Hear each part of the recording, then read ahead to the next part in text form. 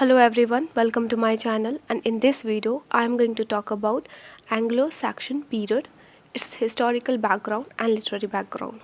This video will be the second video of the series of History of English Literature. In the first video of mine, I have already talked about the etymology of English language. If you haven't yet seen the video, then do it because it will help you to clear your basics of English language. So this video is going to be the second video of the series in which I am going to talk about the historical and literary background of Anglo-Saxon period. But before starting the video, I must tell you all that friends, don't download any video of the channel. Try to give it full-time watch hours so that it will help me to complete my 4K watch hours within 12 months.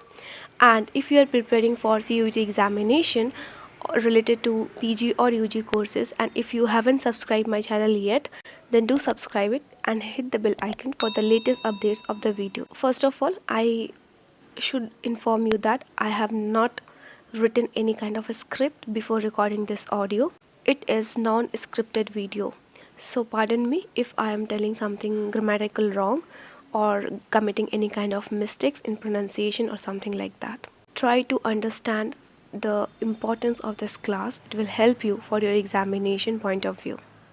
So let's start the video.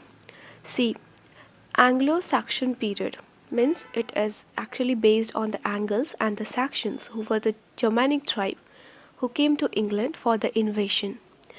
I must tell you that Britons were the original inhabitants of England. They were living here around from Iron Age, and they were known as Celtic people because of that language they belonged to, that is Celt language of Proto-Indo-European family. And Brittonic was one of the languages of Celt language which was developed later. So these people were Brittonic speaking people, and that is why they are known as Britons. And from this name Britons, the name of Britain came into existence, and that is why that particular land came to be known as Britain. From Britons it came into Britain. I'm talking about the name of the country.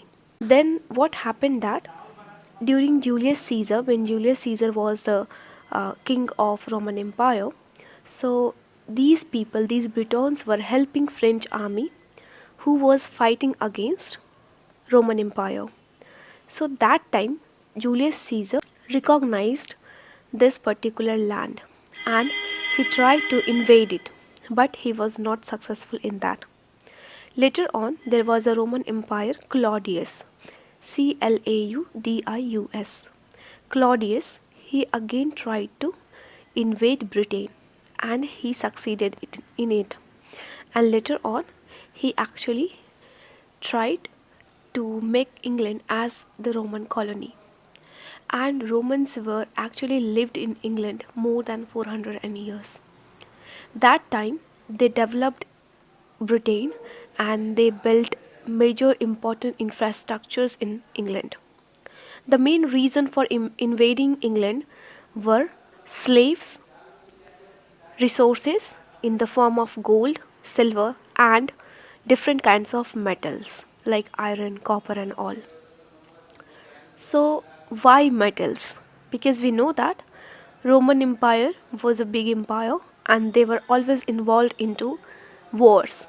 So not just only gold and silver were the uses of these Roman Empire, but also iron, copper, and all, because weapons were very important during that particular time. Because of fighting war, they need to make sword, okay, and other kinds of weapons. They were ruling over Britain around 400 years, more than 400 years.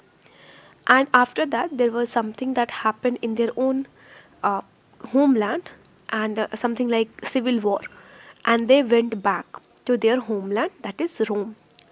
So this land named as Britain was left alone with the Breton kings, that was named as Vortigern. So the tribes named as the Scots and Picts, they were trying to invade Britain consistently. That is why there was a Hadrian wall built by Roman Empire by Hadrian, and that is known as Hadrian Wall, to defend England from these invaders. But when these Roman soldiers they went back to their homeland, there was no strong power to defend England. And that is why there was a Breton king named as Vortigern, Vortigen. This man invited three Germanic tribes to defend England. These tribes were Angles, Saxons, and Jutes. Since Angles were more in number, that is why first it was named as Angles.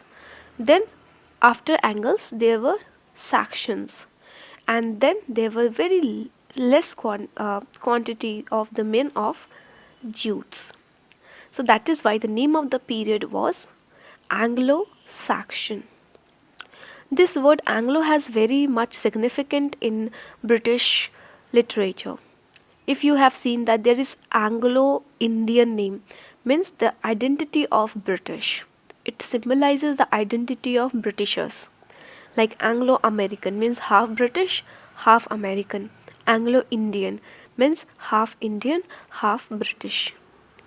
And from this name Anglo, this prefix was also attached with Anglo land, because that land was occupied by Angles, and the major part was occupied by Angles, and that is why this land named as Anglo land collectively.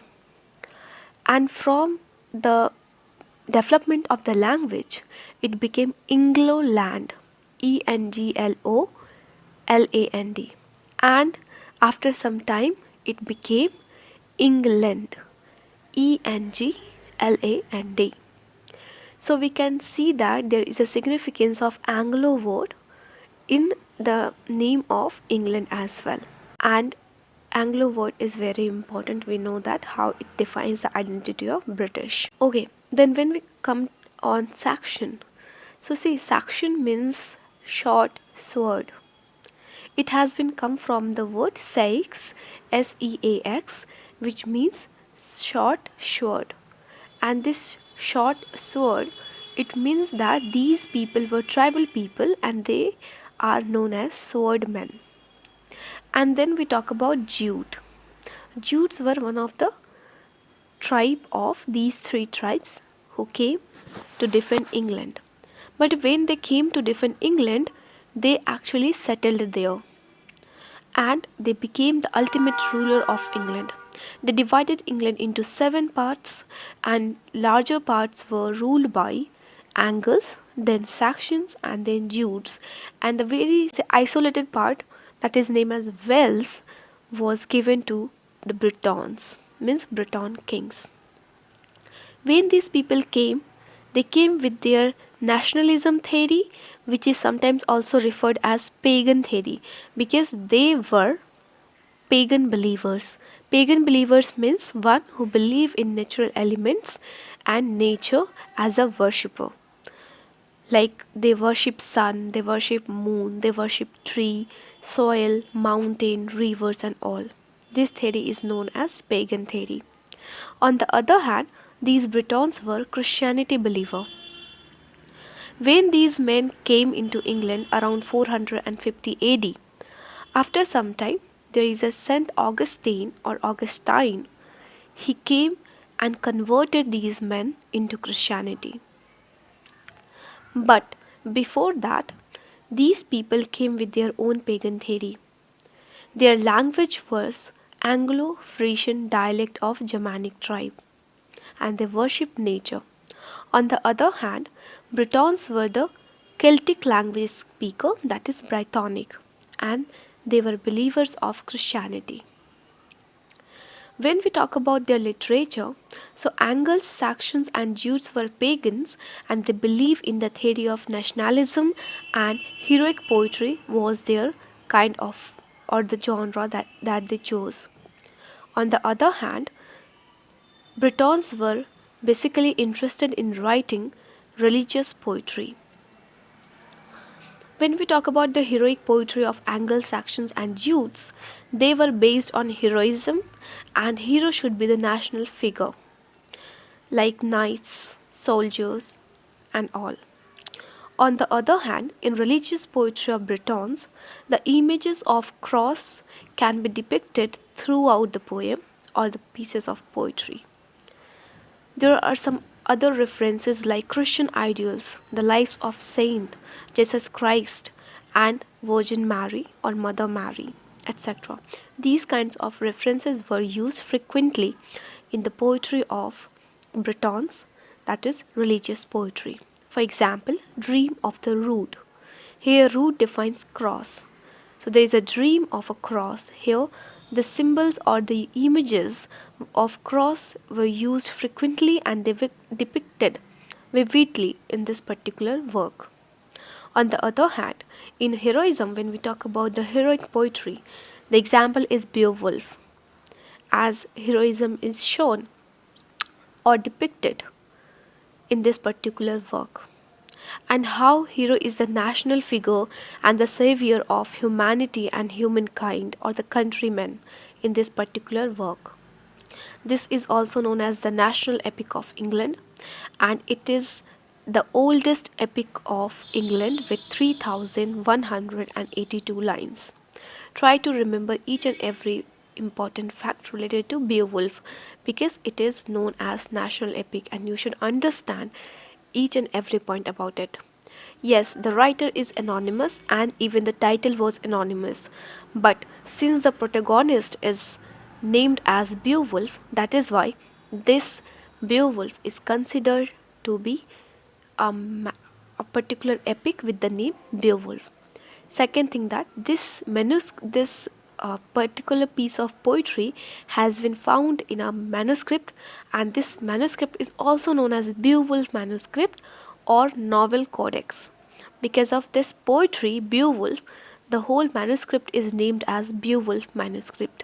Manuscript means one which is written with hands, means handwritten notes, because that time there was no establishment of printing press, and that is why every form of document has been found in handwritten form.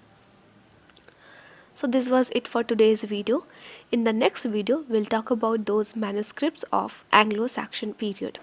So I think you all have understood that what kind of literature that was in Anglo-Saxon period and who were Angles, Saxons and Jutes, and you have also understood the historical background of England before the invasion of Angles, Saxons and Jutes.